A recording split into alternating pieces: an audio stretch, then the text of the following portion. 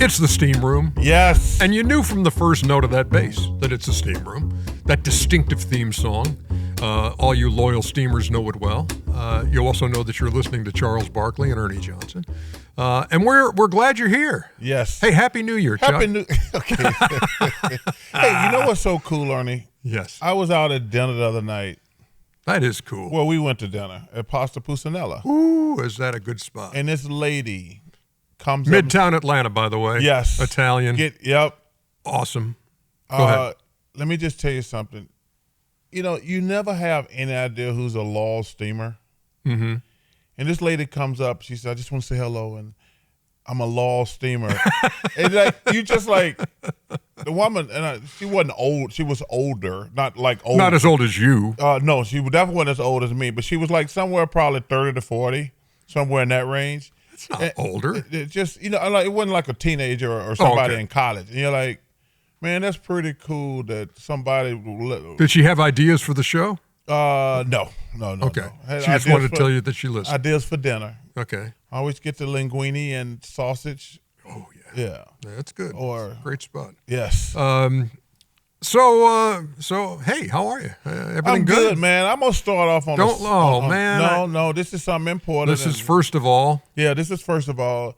Man, I just want to give my thoughts to the people of California. No doubt. Man, watching that from a distance, it just breaks your heart. And I just want to say, man, it's going to be a long road to recovery. I see a lot of people doing some great things, and we all got to band together. I got to figure out how I want to contribute. I talked to Jennifer Gardner about it, who's an amazing woman. And I said, hey, I want you to figure out a good charity I can get involved with in California, because, man, I just want those people to know that I'm thinking about them, and that's just brutal. Yeah, I've been in touch with Reggie Miller and Candace Parker, Kenny. Yeah. Because they all live out there. Yes. And so first person I called was Kenny. Yeah, and so he's been able to navigate his way through that okay, but I mean, it's been, you know, evacuations and for and for some people out there, I mean, they've just lost everything. And when you watch, you see some of the aerial footage. Yeah, it's brutal. You think it's like a movie. Yeah. It's like, no, this can't really have happened. And it just lets you know when Mother Nature, like, I was talking to a couple of firefighters, and they're like, once the wind gets over 30 miles an hour, and some of those are 70, 80, 90. And they were telling me, like, once the wind gets over 30 miles an hour, they just can't, there's nothing they can do, which is crazy to think. You know, I was, Cap, our producer, you know, he and I were talking too about this. WBD has a way that you can help if you'd like. Warner Brothers Discovery, if you text relief to 707070, you can donate. You'll get a text from Pledge with information about donating. The message and data rates may apply. So text relief to 707070. And that's something we're doing? And that's WBD, and that's so donations to American Red Cross California Wildfires 2025 Fund, World Central Kitchen, Save the Children. That's our friend, right? Yeah, Los Angeles Fire Department Foundation, and or Best Friends Animal Society. All of them actively responding to the situation out there. So but obviously I want to start there with thoughts and prayers to everybody in California. Like I say, I got to figure out how I want to help. If anybody have any good suggestion, please let me know. Second, man, we lost a legend, Bob Uecker.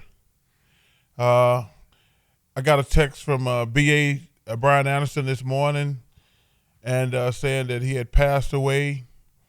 And then I saw his family finally released a statement that, man, I have met Uecker. Mr. Baseball. I have met Mr. Uecker 25 times probably in my life. And it was 25 of the best times I've ever had being around somebody. And you talk about a baseball lifer, a baseball fanatic, a friend of a sport. Bob Uecker, man, I just want to congratulate him on a life well lived. Living proof, Bob Uecker, that you don't have to be a superstar.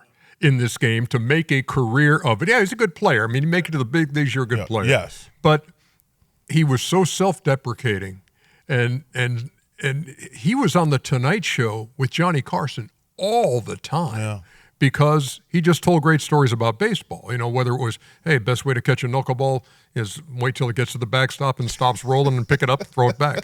But he was tremendous. He was tremendous. And if you get a chance to look on YouTube and just look at some of the Bob Uecker times he was on the Tonight Show or anywhere where he was speaking, his stories. Major League. Oh, yeah, his stories just a bit outside. Yeah, no, he was tremendous. Yeah, he was. So rest in peace, Mr. Uecker. I just wanted to say that to you. And last and definitely not least, I want to give a shout out to the great Kareem Abdul-Jabbar. I've been working for the last 4 days shooting the Capital One spots with Sam and Spike and Jennifer Gardner and Magic, and Kareem's going to be addition this year. And I just want to acknowledge what a great man. And, you know, we always talk, these fools on television are always talking about who's the greatest basketball player between Michael, LeBron, and Kobe and things like that. Kareem should be in that conversation. I have nothing but admiration and respect for him, and that's just the basketball aspect of it. But the leader he was and always has been in the community, I just want to acknowledge that publicly. And I told him that the last couple of days, man, I just want to say thank you because, man, he is, you know, him and Bill Russell, they're our Jackie Robinson in basketball. He's always thoughtful. He's always thoughtful-provoking. And I wish these lightweight reporters who are all Michael and LeBron and guys like that would acknowledge Kareem's greatness, not just as a basketball player, but as a human being. You ever toy with the sky hook? Did you ever, when you were growing up or when you were in high school or anything? I know you don't have you're not a 7-footer. Yeah. Which made that even more indefensible, but did you ever try that? I tried that and the jump hook, and I could never do them right. For some reason, Carol Dawson, late executive with the Rockets, tried to teach me the jump hook and the sky hook, a version of it. I could never get it right. It drove me crazy, and I have never shot a jump hook or a sky hook in my life. Kareem would make that thing from everywhere. 15, 17, you know, everywhere. Baseline, he was amazing. And like I say, you know, when you're throwing all these GOAT conversations around, nobody had a better basketball career than Kareem Abdul-Jabbar. Going back to high school. Was he a good actor in the Capital One spots? Because remember him in Airplane. Yeah, but first of all, Airplane, it's one of the great movies of all time. You know what he gave me? He gave me a pair of shoes, autographs. That's never going to touch the ground. And he gave me a jacket with him and Bruce Lee on it. And really? Yes, going back to that movie. Yeah. So those shoes never going to touch dirt. They're going to be high up there with my Gretzky stuff. He sent us jackets last year, too, by the way. Those black leather jackets with cap. Yeah. Yep. Those you know, are sweet. I have a really cool collection of stuff from the Dream Team and things like that.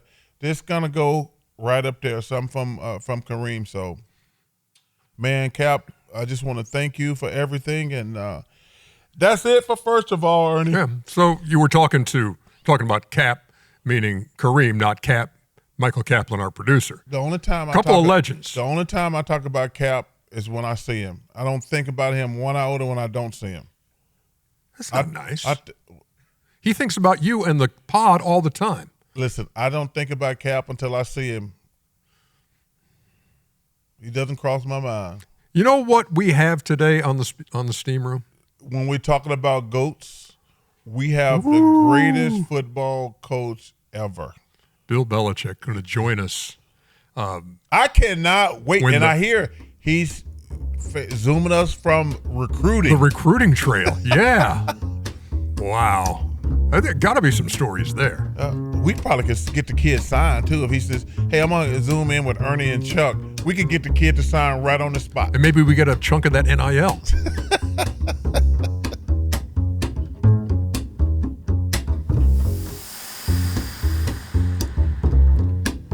We are back inside the steam room. And Chuck, normally I would introduce our guest, but from as long as I can remember, when football coaches are brought up, you always say, your favorite is this guy. So yes. Would you like to do the honors of introducing Yes, our I want to guest? say this. I met this guy in the 90s when he was coaching for the Cleveland Browns. I consider him a friend. You know, I've defended him many times on the podcast. He's one of my favorite people. He's the greatest football coach ever, the great coach Bill Belichick. That was very nice, Chuck. Hey, Coach. Charles, how you doing? Hi, Ernie. How are Good you, to be on with Coach? you guys. Hey, thank you so much Good. for Great. doing this. We only have one rule in the steam room, and that is keep your towel on. So if you can abide by that, we're going to be in good shape. And here you are, you like a coat and tie, I would assume. And so are you on the recruiting trail now as the new head coach of the Tar Heels of North Carolina? I am. Yep. Seeing a lot of good kids, a lot of interest in Carolina, and seeing some good young players. So excited about the process, and having fun. Heading back to Chapel Hill tomorrow and get the off-season program rolling, and it's almost football season, spring football season anyway. Coach, to say you shocked the entire football sports world would really be an understatement. Everybody assumed that you were going to go back to the NFL. You take this job, which you shocked everybody. What went into the process, you taking this job? Grew up around college football with my dad at the Naval Academy, and I kind of always wanted to coach in college and never had the opportunity. And, a situation came up with Mike Lombardi and I, and had an opportunity to go to Chapel Hill. It's a great school, great program, great environment. So just really it worked out perfectly, and we're excited to be there and build the program. Got LT and a lot of the great former UNC players, shown a lot of support and appreciation for the program, and I'm excited to work with them as well. Coach, I think one of the reasons that, as Chuck brings it out, that everybody was stunned by the news, look, college athletics is losing some really good coaches, guys like a friend of ours, Jay Wright. Tony Bennett at UVA. Jim Larinaga. Yeah, just because they've gotten tired of NIL, et cetera, and now you're jumping into that. Is there any trepidation on your part about what you're getting into with the state of college athletics now? We've been in NIL. We've been in post-draft free agency where you're trying to sign kids out of college that don't get drafted. That's what Mike and I have done for since Charles and I got together in the mid-'90s when NFL free agency started, and Reggie White went to Green Bay and all that. So we've been doing that for 30 years. It's no big deal. This is what it is. Okay, now the recruiting. I know you're talking about free agency in the NFL. You're walking into 18-year-olds' houses, and number one, they got to listen. First of all, anybody who's not excited to meet you is an idiot or a fool. So, what's like? I'm trying to. You walk in, the kids there, mom and dad are there.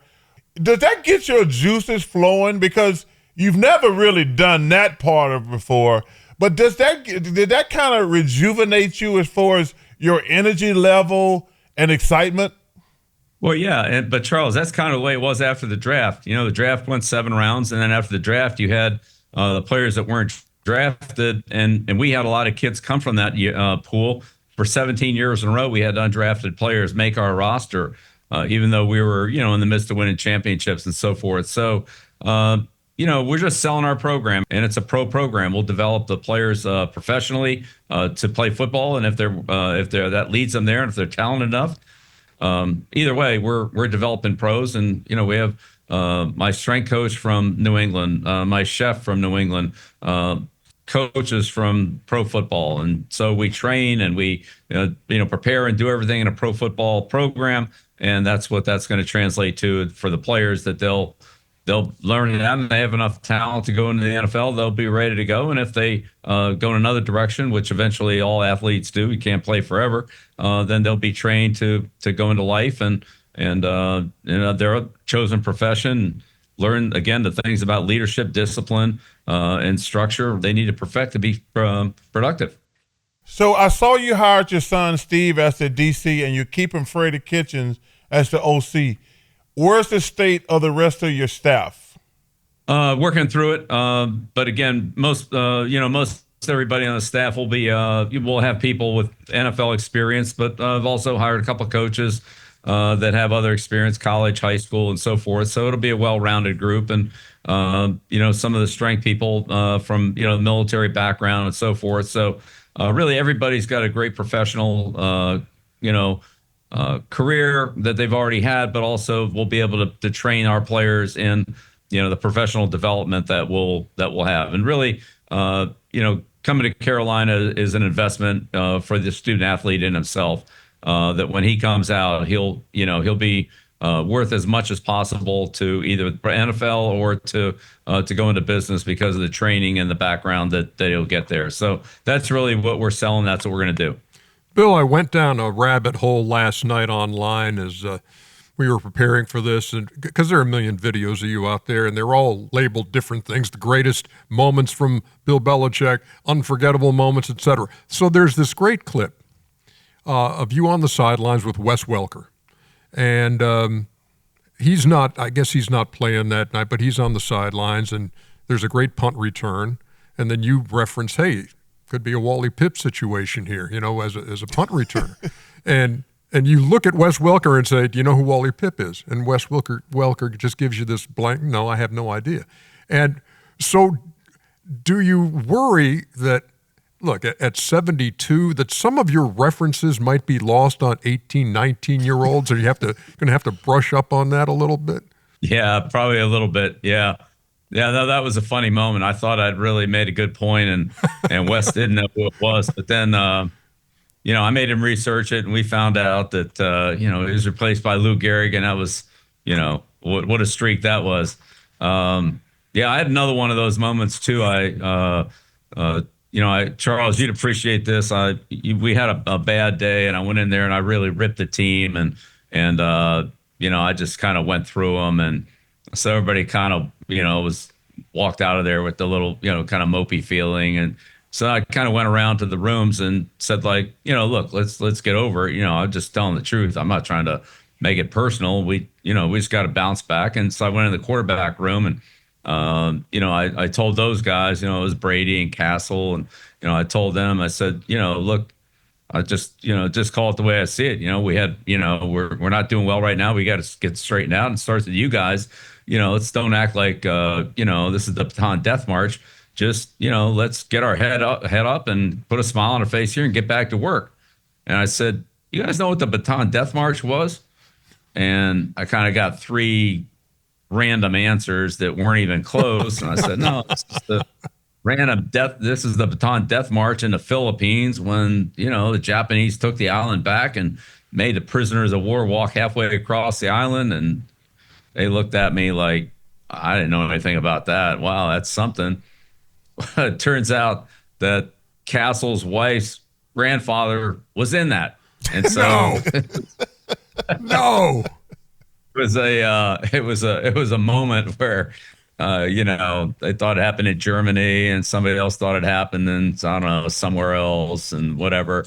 So when I coach, I teach the players history, whether they want to learn it or not, whether it's about Pearl Harbor or, World War II or Martin Luther King or whatever it is, which is coming up on Monday. But, whatever it is, we talk about history and particularly in sports, but wherever it's relevant. And so they get it whether they want it or not. I'd like to hear you guys talk about the day you were at practice or at training camp.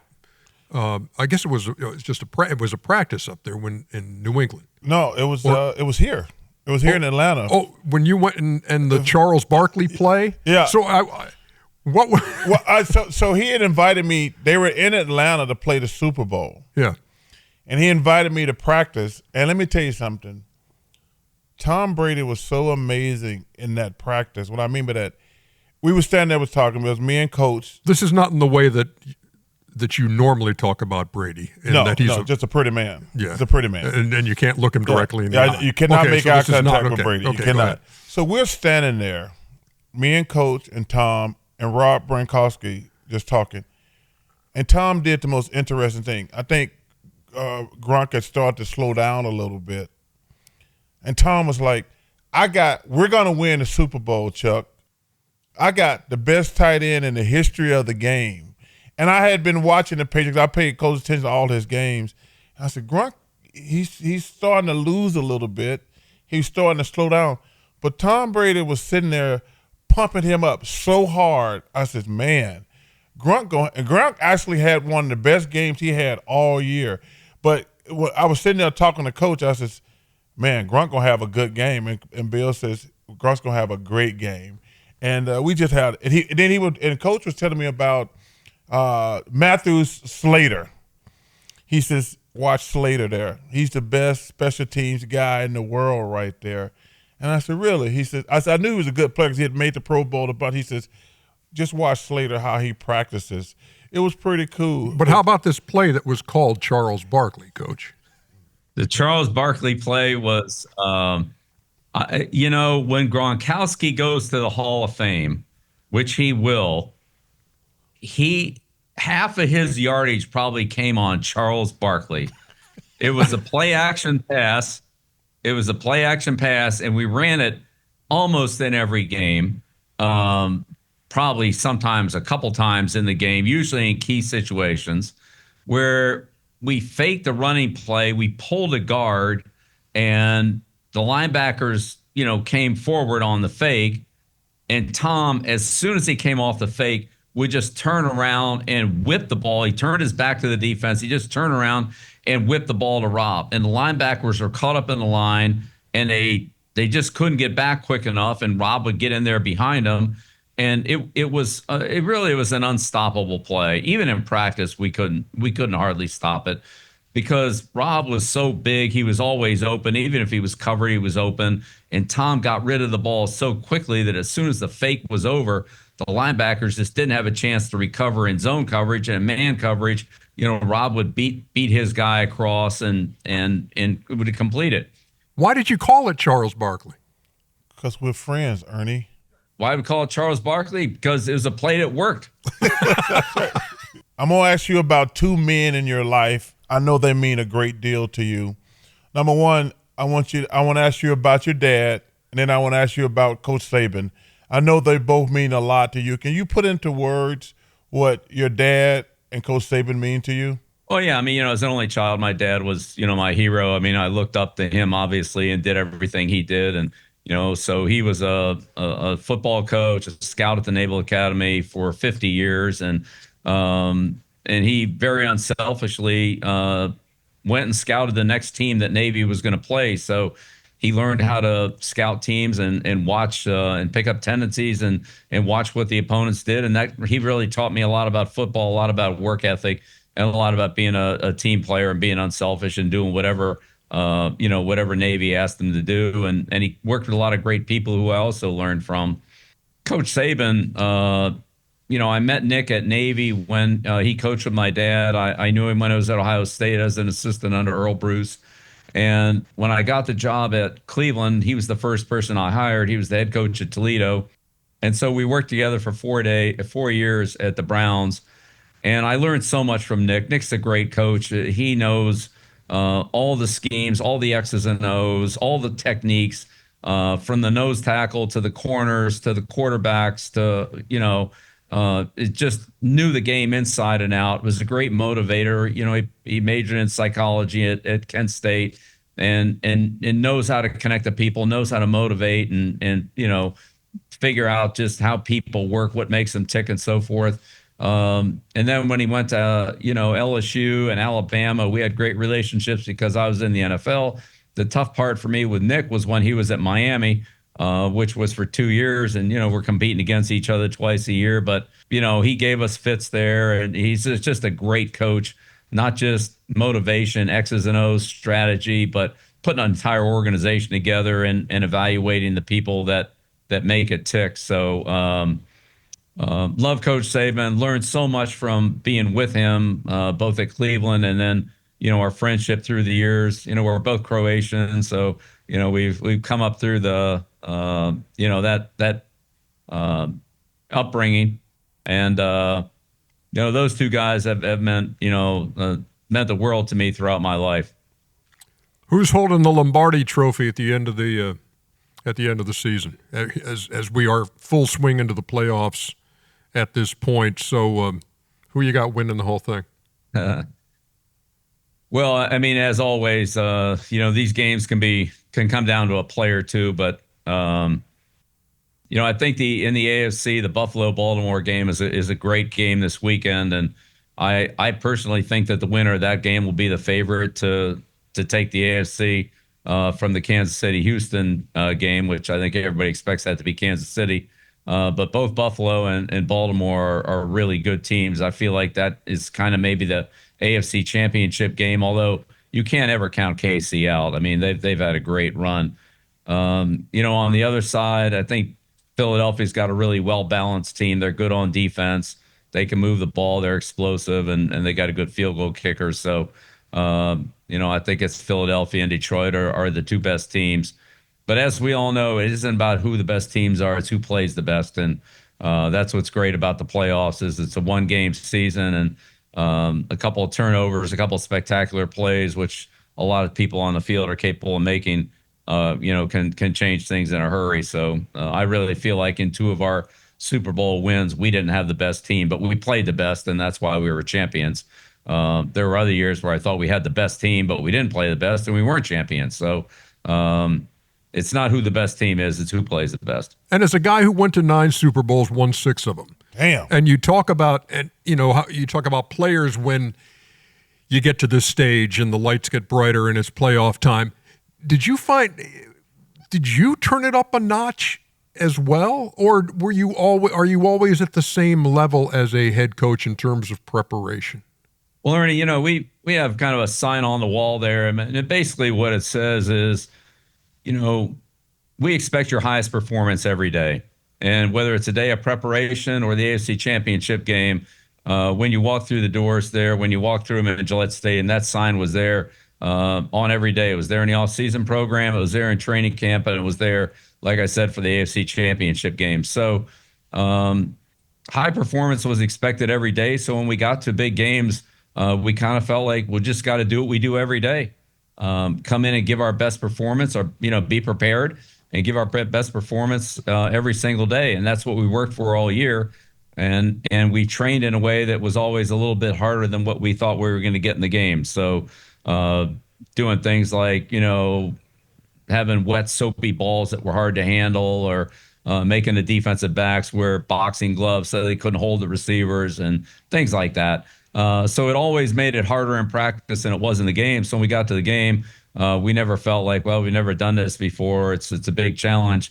The crowd noise was deafening in practice. It was deafening in the games, but it was deafening in practice too. You couldn't hear anything there. So we tried to get used to all those conditions, and you can't simulate it, but we did the best we could. And I think the players felt like if they could survive practice and survive what we did on a routine basis, that when the games came, that they were prepared for them. Well, Coach, number one, I just want to say thank you for everything you did for me and being a friend. I wish you great success. I'm not really pulling for the ACC.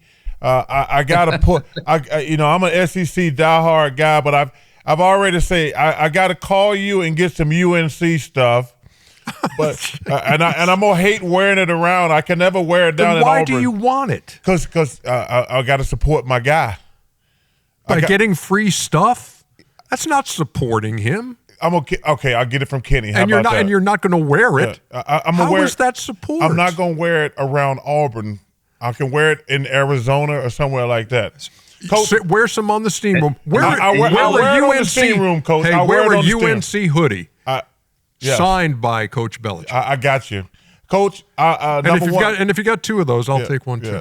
Hey, number one. Hey, I'm gonna let you out of here on this. Number one, you can get back to your recruiting, but I'm gonna ask you. I asked all our big time celebrities this: are you the king of the grill on the weekend, and nobody can touch your damn grill, especially during the summer?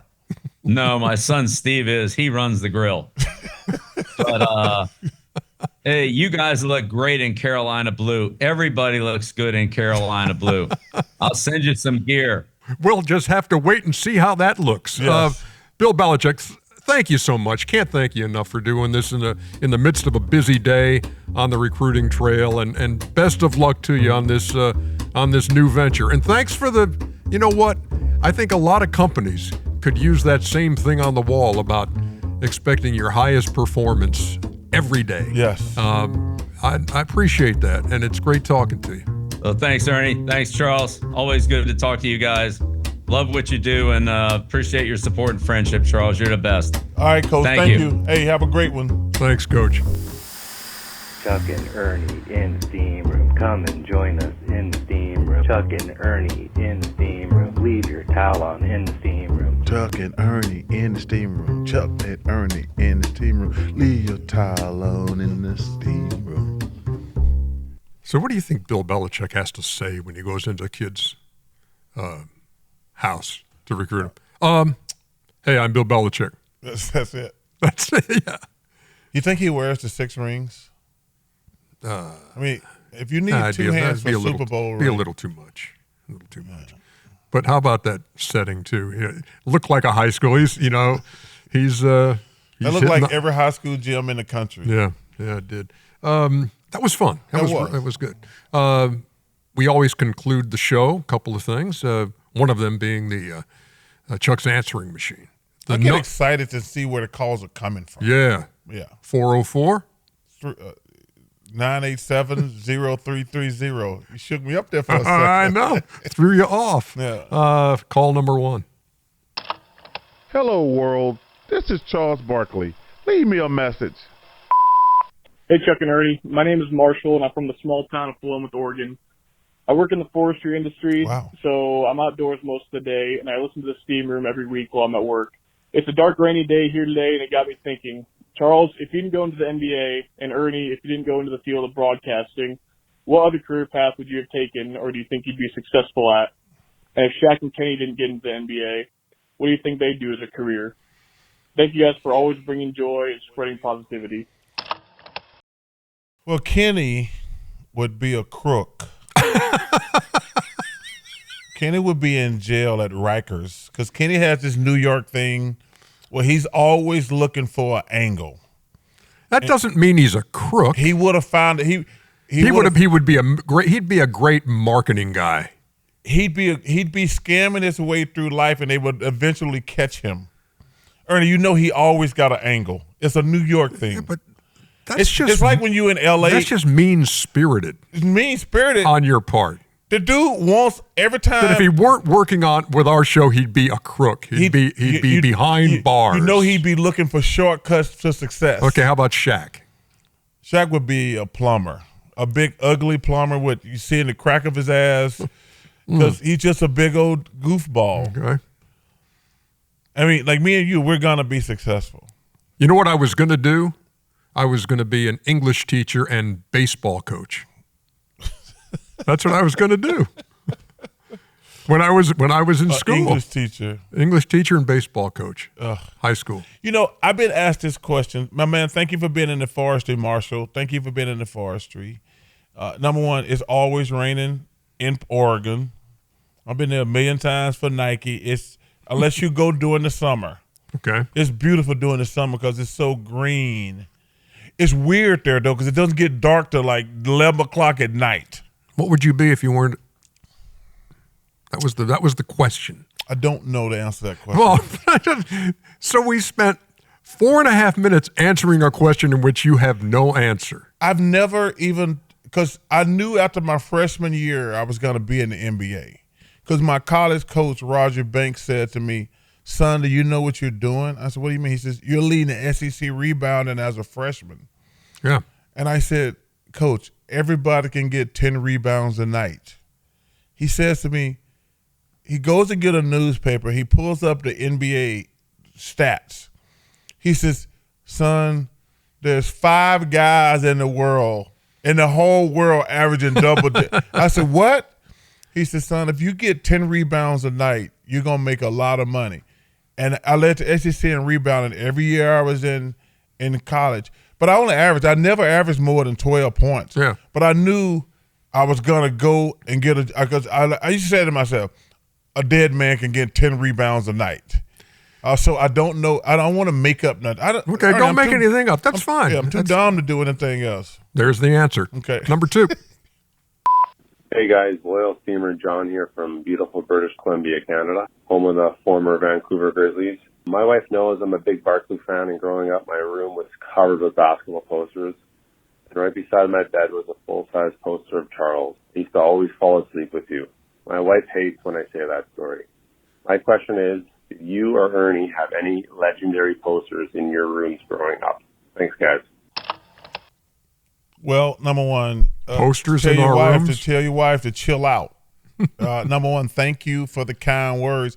And let me tell you something. One of the saddest days of my life was when they left Vancouver. No disrespect to Memphis.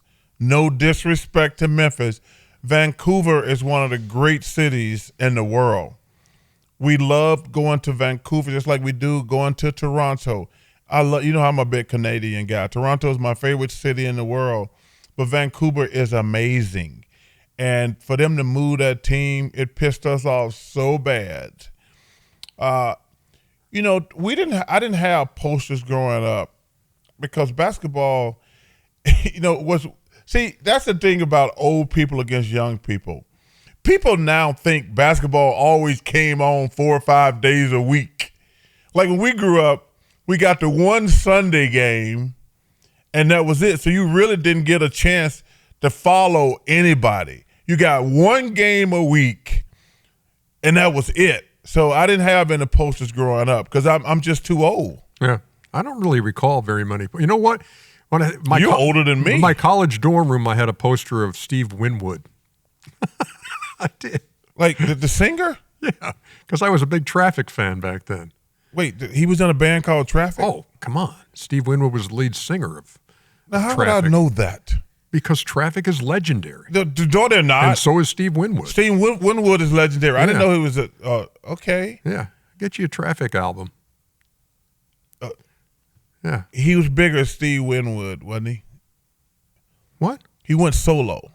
After being in Traffic. Yeah. Well, because nobody ever heard of Traffic, okay? Low Spark of High-Heeled Boys. Oh, my God. Dear Mr. Fantasy.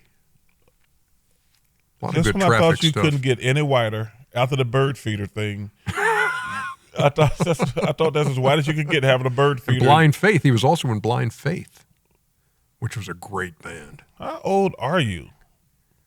Ginger Baker, Eric Clapton. Yeah, I know. Steve Everybody Winwood. know Eric Clapton. I'm talking about. Next call. What's going on, fellas? This is Teddy, longtime loyal steamer from Chicago, Illinois, and proud to say that you guys helped me out by using EJ's Good for the Soul, one of the cooler things that's ever happened to me. Just got a question for you, Chuck, sir. I know how near and dear Auburn is to your heart. I know how near and dear golf is to your heart. If you could give up golf for 1 year and it meant that Auburn would win the national championship in football, would you do it? War Eagle. See you guys. Wow. Interesting question. You know Auburn the national championship in golf, right? They're talking about football. Coach Nick, congratulations to all you guys. Auburn won the national championship in Yes, golf? we did. Would I give up golf for a year for Auburn to win the national championship? 100%. You would not. I would. You would not. Ernie, you got to understand You would not. You got to understand something about Auburn. We have an inferiority complex because of what Coach Saban did over in Tuscaloosa. Mm-hmm. Our whole mental psyche is dictated by how well the football team. Shout out to the number 1 ranked basketball team in the country, I might add. Bruce Pearl, Steve Pearl, the coaching staff and the players. Number 1. Big game against Georgia. Saturday afternoon. So we have an inferiority complex in Alabama because what Coach Saban has accomplished. So our whole psyche is dictated by football. If I could give my Auburn family joy, I would give up golf for 1 year if we could win the national championship, 100%. Excellent answer. I don't believe it. Time now for Good for the Soul. Do I get to keep the drinking part, though, right? EJ is good for the soul. I think that would be a great way to end the show. Love that idea. Good idea, Ernie. A toast to my big brother George, the richest man in town. We like to do this from time to time for Good for the Soul. We cherry pick one of the calls from to the Chuck's answering machine, which is good for the soul, like this one. Hi, guys. Happy New Year. This is Juan, and I am calling all the way from Dubai. Over the Thanksgiving episodes, you guys mentioned Buford High School on Good for the Soul. So I went to that high school, and that led me to follow Charles Eternal's advice, and I reached out to the teacher that influenced me the most. Thank you, guys. 20 years later, I am now a teacher. Wow. And that was a very special opportunity that I wouldn't have followed unless I listened to you guys. So shout out to Bonnie Davis at Buford High School. Take care. Wow. I just love that. I mean, that's just good for your soul that It's somebody great. would hear something like that, reach out to an old teacher, and now he's teaching. Yeah. And again, and they're also a call from abroad. Yeah. You never know where folks are listening to It's this. unbelievable because Miss Hill, Miss Turk, Coach Honeycutt, and Coach Copeland, four of the most influential people. I should reach out to Coach Copeland, Coach Honeycutt. I don't know if Miss Hill and Miss Turk are still alive. I know Miss Robinson passed away; she was amazing. But I should reach out to Coach Honeycutt and Coach Copeland, man, because they had a big influence on my life. And the important thing is to not just say, you know what, I need to do that. Do it. Do it. Do it. Absolutely. Good job, Ernest. Hey, certainly. Always great to be with you, and very special that we had your favorite coach of all time on the pod today, Bill Belichick. Thank you much that was awesome. for joining us. We will see you next time on the Steam Room. Until then, find something or do something that is good for the soul. Sit back, maybe listen to some Steve Winwood, some Traffic.